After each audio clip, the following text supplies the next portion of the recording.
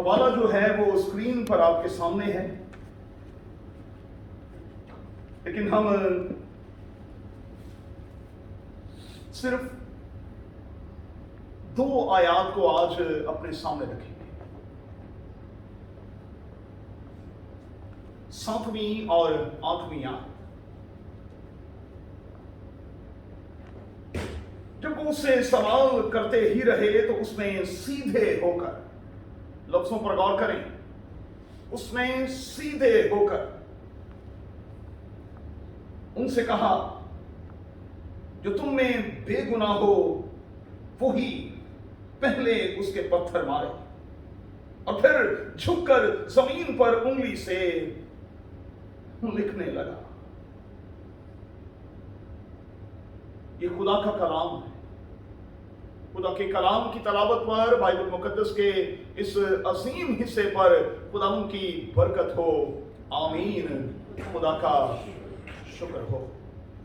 تشریف رکھیں۔ میرے خداوند تیرے بڑے ہی شکر گزار ہیں کہ تو ہمیں دیتا ہے، اور پھر تو ہی سکھاتا ہے کہ ہم تیرے دیے میں سے دے کر تیری عبادت کریں، تیری پرستش کریں، تیری پوجا کریں۔ جتنی مٹھیاں آج شام تیرے لیے کھولیں خداوند، تو ان پر آج رات اپنے آسمان کو کھول دے، اپنے بچوں پر کثرت کی برکت کو نازل کر، اور بخش دے خداوند کے تیرے لیے یہ مٹھیاں ہمیشہ کھلتی رہیں،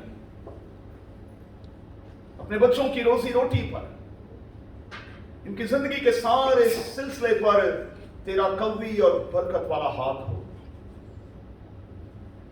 اب جبکہ ہم خداوند، ہم تیرے کلام کے اس عظیم حصے میں اترنا چاہتے ہیں، مہربانی سے آپ سیکھنے اور سکھانے کے اس سارے عمل میں ہماری بڑی مدد کر،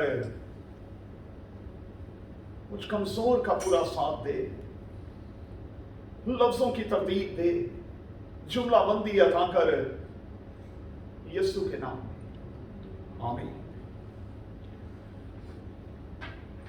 آج کی ان 11 آیات کو سامنے رکھتے ہوئے جس مضمون کے تحت ہم خدا کے کلام کا مطالعہ کریں گے، وہ مضمون ہے اسکرین پر آپ کے سامنے، لیجسلیٹر، اردو زبان میں قانون ساز، قانون نافذ کرنے والا یا قانون دینے والا۔ باتیں بڑی ٹچی سی ہوں گی، دل کو چھو جائیں گی، اس لیے آپ کی تھوڑی سی توجہ چاہیے ہوگی۔ آپ میرے ساتھ اتفاق کریں گے کہ بائبل کا خدا قانون دینے والا ہے، وہ قانون ساز ہے، اور اس میں کوئی شک نہیں کہ جو قانون اس نے دیا ہے، اگر انسان اس کی پاسداری کرتا تو آج دنیا میں کسی بھی طرح کی کرپشن نہ ہوتی۔ خدا نے جو قانون دیا، اگر اس کی پورے طور پر پاسداری کی جاتی تو آج شخصی زندگی میں، خاندانی زندگی میں، چرچ لائف میں اور کمیونٹی اور کنٹری کے حوالے سے کسی بھی طرح کی کرپشن جو ہے اس کا نام تک نہ ہوتا۔ لیکن ہوا کیا؟ ہوا یہ کہ ہم نے خدا کے دیے ہوئے اس قانون میں ترامیم شروع کر دی، ان میں اضافہ شروع کر دیا۔ اس قانون کی ہر شک کو ہم نے کسی نہ کسی طور پر اپنے فائدے کے لیے، اپنے مقاصد کے لیے ڈھالنا شروع کر دیا، اور یہ عمل آج کے دن تک جاری ہے۔ ایک بات یاد رکھیں، دنیا میں جتنے بھی قانون ہیں یہ مین میڈ ہیں بھائی، ان میں ترامیم ہو سکتی ہیں، کیوں؟ کیونکہ جنہوں نے قانون دیا ہے ان کی اپنی زندگی میں کہیں نہ کہیں کوئی کمی اور کمزوری ہے، اور ان کے دیے ہوئے قانون میں بھی کہیں نہ کہیں کوئی کمی اور کمزوری رہ سکتی ہے، لیکن خدا کے معاملے میں ایسا نہیں، ایسا نہیں۔ एक बात कभी ना भूलिएगा कि थियोलॉजिकली, इल्म इलाहियात की रूह से खुदा के मुंह से निकली हुई हर बात कानून का दर्जा रखती है। खुदा के मुंह से निकली हुई हर एक बात कानून का दर्जा रखती है। कितनी बार मैं और आप जल्दी के साथ ये कहते हैं कि हम यीशु मसीह के सिपाही हैं। आप जानते हैं कि मिलिट्री मैन जो हैं, उन्हें जो पहला कानून पढ़ाया जाता है वो यही होता है कि उन्हें हर हाल में यस मैन के तौर पर अपने आप को पेश करना। यस मैन के तौर पर आपको सिर्फ यस कहना है। अगर आपने नो कहा तो फिर आपको पिट्ठू भी लग सकता है। लेकिन कितनी जल्दी हम ये बात कहते हैं कि हम यीशु के सिपाही हैं, लेकिन क्या मैं और आप खुदावंद यीशु मसीह की दी हुई शराअत और उसके कानून पर एज इट इज अमल कर रहे हैं?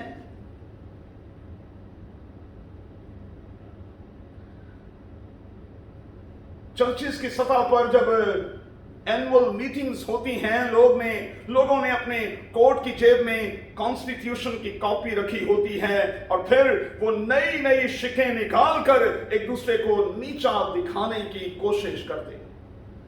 हमारी नेशनल असेंबली में क्या होता?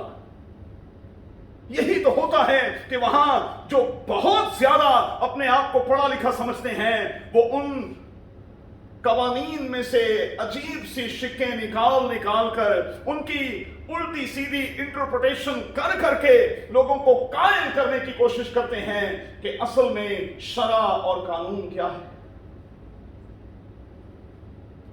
लेकिन यहां ऐसा कुछ नहीं है। फिर से सुने, खुदा के मुंह से निकली हुई हर एक बात कानून का दर्जा रखती है। और इस अजीम किताब के बारे में लिखा है, क्योंकि ये वर्ड ऑफ गॉड है, ये खुदा के मुंह की बातें हैं, ये कलिमा है, इसलिए इसका एक एक नुक्ता और एक एक शोशा जो है वो अटल है, उसमें तरमीम नहीं की जा सकती।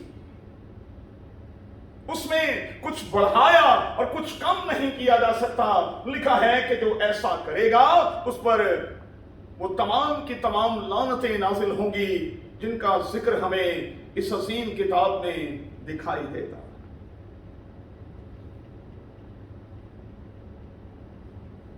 इंसानी तौर पर मुझे और आपको तलकीन क्या की गई?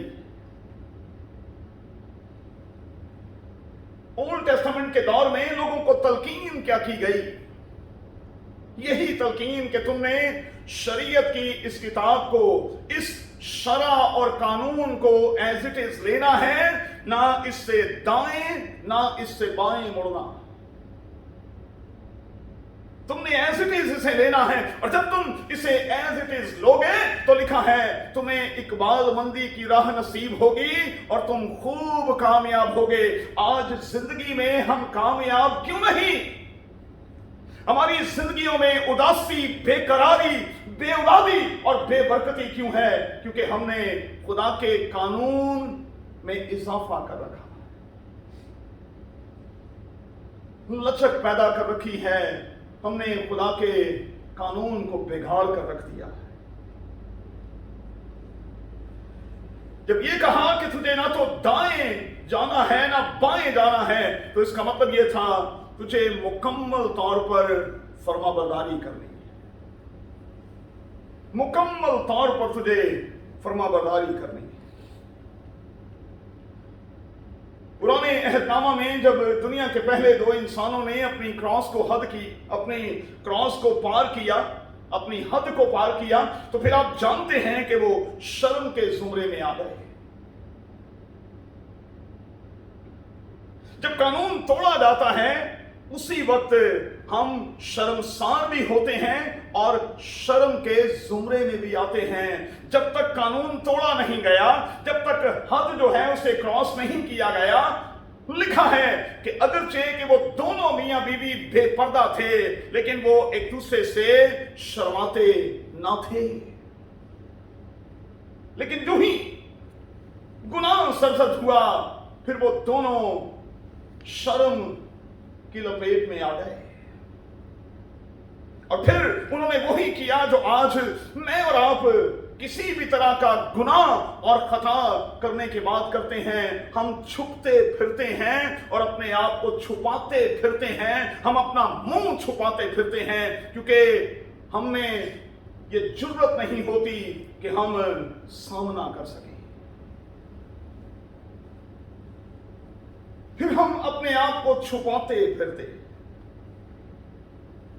شرم کے مارے لوگ چھپتے پھرتے ہیں, اپنا منہ چھپاتے پھرتے ہیں. مجھے معاف کیجیے گا, مجھے یہ کہنا پڑے گا کہ آج چونکہ ہم خدا کے اگینسٹ گئے ہیں, اس لیے یہ ماسک لگا کر ہم خدا سے اپنا منہ چھپا رہے ہیں. ہم خدا سے اپنا منہ چھپا رہے ہیں. کیوں؟ کیونکہ ہم خدا کے اگینسٹ گئے ہیں. جب ایک قانون کو توڑا گیا تو پھر ضابطہ حیات کے حوالے سے کچھ اور قوانین جو ہیں وہ دینے پڑے. میرا اشارہ جو ہے وہ 10 کمانڈمنٹس کی طرف ہے. 10 حکم دیے گئے. اور پھر اس کے بعد احبار کی کتاب, بائبل مقدس کی جو تیسری کتاب ہے, اس بات کو کبھی نہ بھولیے گا کہ یہ کتاب قانون کی کتاب کہلاتی ہے. پھر اور کچھ قوانین دیے گئے تاکہ لوگ اپنی زندگی کو صحیح طور پر گزار سکیں, بسر کر سکیں. ہمارے آج کے متن میں ایک عورت کو مرد جو ہیں وہ کھینچ کر چوراہے میں لے آئے. مرد ایک عورت کو کھینچ کر چوراہے میں لے آئے ہیں اور اس کا تماشا بنا رہے. کچھ تو اتنے جنونی ہیں کہ انہوں نے اپنے ہاتھوں میں پتھر اٹھا رکھے ہیں کیونکہ ان کی نیت یہ ہے کہ اس عورت کو جس نے شرم کی حد کو کراس کیا ہے, جس نے بیہودہ کام کیا ہے, اسے شرع کے مطابق, شریعت کے مطابق پتھر مار مار کر ہلاک کر دیا جائے. کچھ اتنے جنون سے بھرے ہوئے ہیں کہ اگر آپ اس منظر میں اتریں تو ان کے ہاتھوں میں آپ کو پتھر دکھائی دے. لیکن قانون ساز نے یہاں کیا کیا؟ قانون دینے والے نے یہاں کیا کیا؟ جب وہ اس عورت کا تماشا بنا رہے تھے, جب وہ اسے پتھر مار کر سنسار کرنا چاہتے تھے, لکھا ہے خداوند یسوع مسیح سیدھا ہو گیا. یہ جملہ بڑا قیمتی ہے بھائی. خداوند یسوع المسیح جو ہے وہ سیدھا ہو گیا. اور میں آج رات ہاتھ جوڑ کر آپ سے کہوں گا, ہم میں سے بہت سے لوگوں نے بہت تکلیف اٹھائی ہے. خدا کے لیے اب سیدھے ہو جائیں, اس سے پہلے کہ خدا پھر ہمارے ساتھ سیدھا ہو. ہم میں سے بہت سے لوگوں نے تکلیف اٹھائی ہے. باقیوں کے لیے میری دعا ہے کہ قادر خدا اس بڑی تکلیف سے آپ کو بچائے, لیکن خدا کو موقع نہ دیں کہ وہ آپ کے ساتھ سیدھا ہو جائے. کبھی موقع نہ دیں کہ وہ آپ کے ساتھ سیدھا ہو جائے. لوگ چونکہ ٹیڑھے ہو چکے ہیں, ان کا ارادہ جو ہے, ان کی پلاننگ جو ہے وہ ٹیڑھی ہے, اس لیے خداوند یسوع مسیح کو یہاں سیدھا ہونا پڑا. اور میں غور کر رہا تھا کہ قانون ساز نے یہاں ایک بڑی زبردست بات کہہ دی. کہا اوکے, شرع میں, قانون میں بالکل یہ بات لکھی ہے, ایسی عورت کا انجام یہی ہونا چاہیے, لیکن پہلا پتھر وہ مارے جو بے گناہ ہے. کس بے گناہی کی خداوند یسوع مسیح یہاں بات کر رہا؟ ایکچولی اگر آپ اس سارے منظر میں اتریں تو کہاں یہ جا رہا ہے کہ ہم نے اسے عین فعل کے وقت پکڑا ہے. تو بھائی عین فعل کے وقت تو 2 بندے ہونے چاہیے نا, دوسرا کہاں؟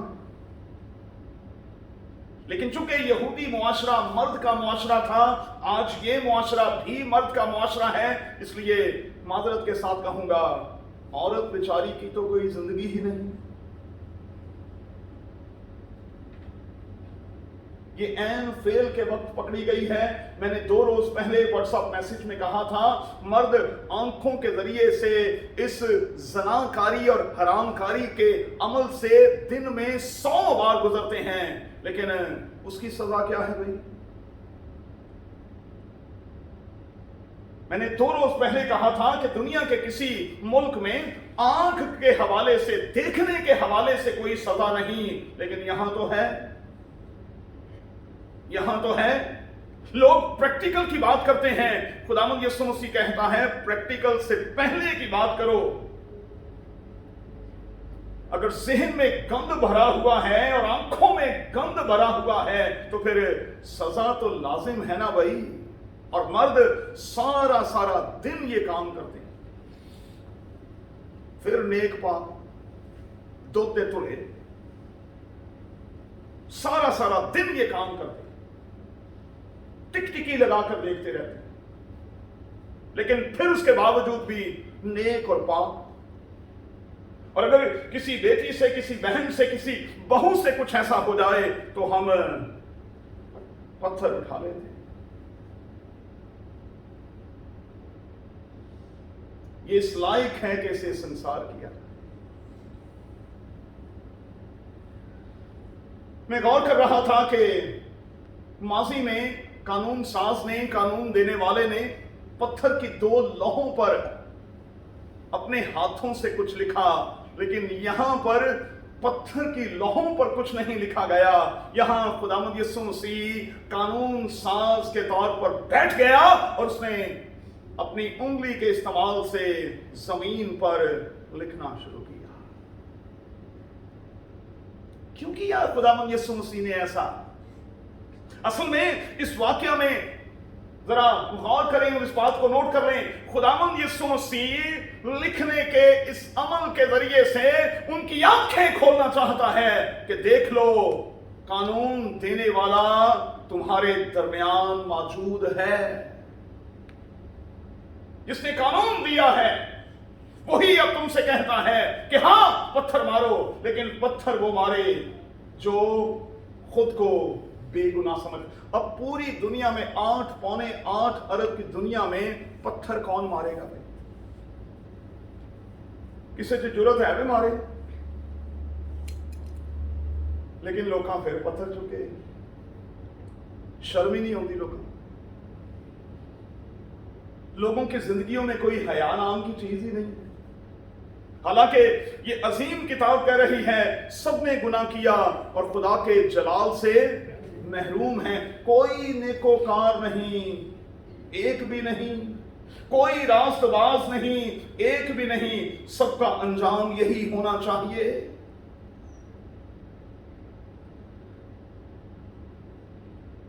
पत्थर की लौहों पर अपने हाथ से लिखने वाला खुदा जो है वो लोगों के दरमियान जमीन पर हमें लिखता हुआ दिखाई देता है।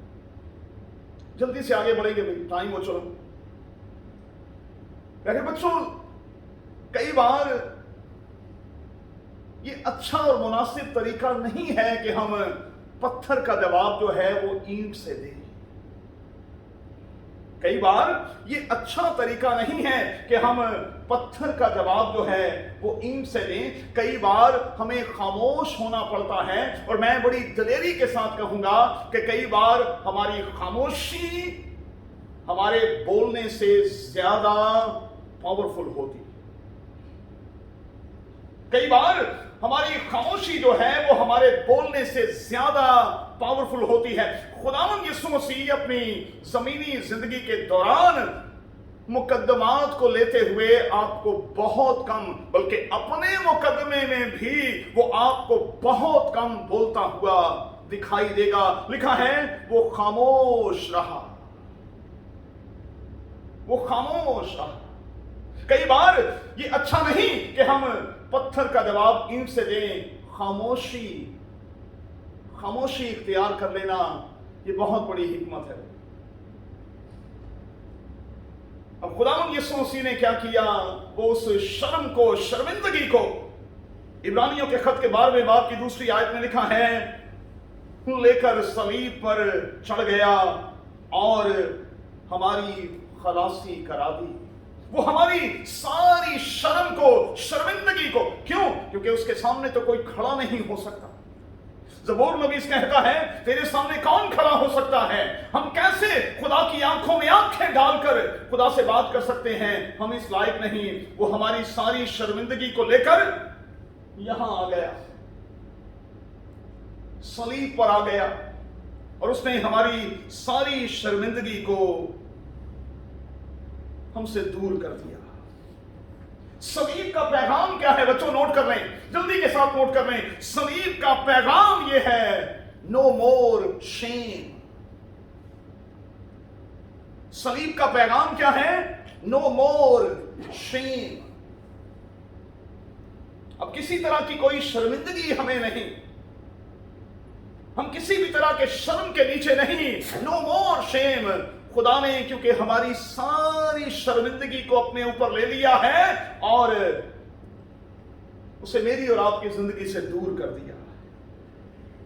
और मैं आज आखिर में आपसे कहूंगा, मौजूदा वक्त में और इन हालात में अगर आप किसी भी बात को लेकर शर्मिंदा हैं,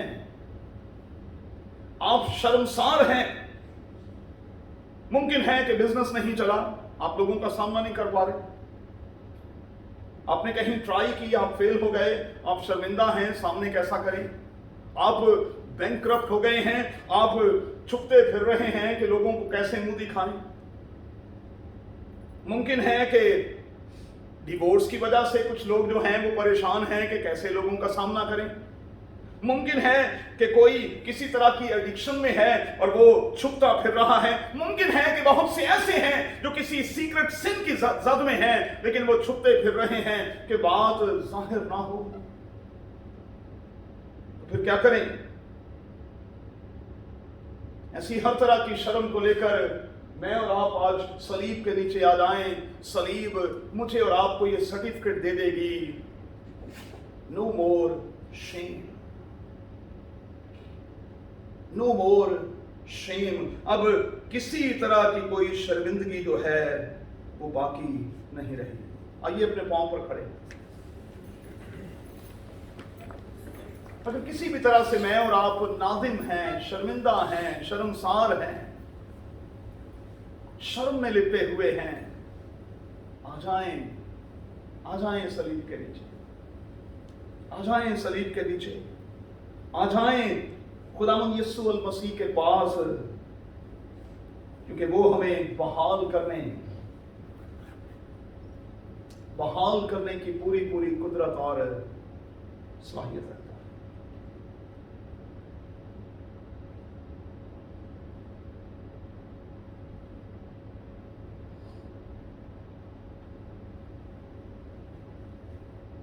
रखें अपनी हर तरह की नदामत को, शर्मिंदगी को खुदावंद के कदमों में रख दें और आज बिल्कुल फ्री होकर, आजाद होकर, खलासी पाकर यहां से जाएं। याद रहे कि जब ये सब कुछ करके यहां से जाएंगे तो फिर हमें दलेरी की रूह होगी, फेस करने की रूह होगी, चीजों को हैंडल करने की रूह आ जाएगी। अरे खुदावंद इकरार करते हैं कि हम तेरे कानून के मुताबिक नहीं चले,